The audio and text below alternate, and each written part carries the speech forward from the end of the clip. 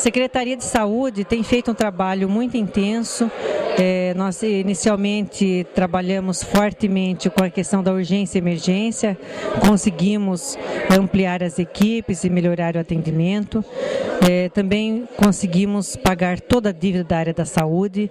O município ainda está pagando as dívidas que herdamos, mas a área da saúde está totalmente quitada.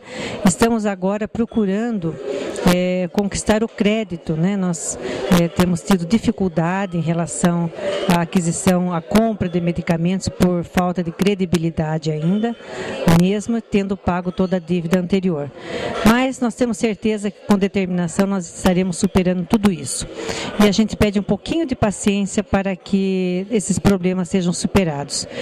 E em poucos dias nós estaremos fazendo várias inaugurações já na área da saúde, como a questão do CAPS, que é o Centro de Atenção Psicossocial, será em breve inaugurado, e toda uma reorganização do sistema da gerência e da administração da própria Secretaria de Saúde.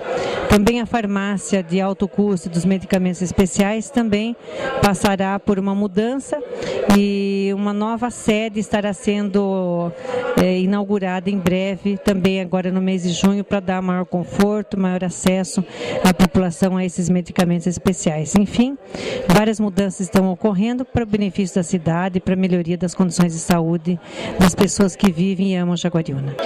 Eu queria também informar a todos a importância da palestrante de hoje, a nossa deputada Célia Leão, que é um exemplo de mulher, de fibra, de garra, de determinação e também de compromisso com Jaguariúna.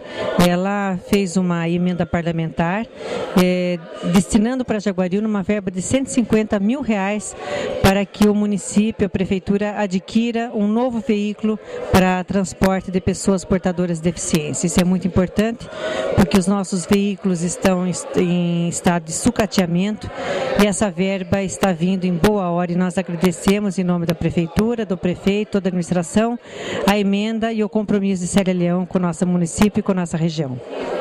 Esse evento está sendo muito importante para toda Jaguariúna, está envolvendo tanto os homens quanto as mulheres, mas o objetivo principal dele tem sido um sucesso, é de resgatar os valores da participação da mulher em cada segmento, porque o que é importante para uma sociedade é o equilíbrio de todas as ações, tanto de homens quanto de mulheres.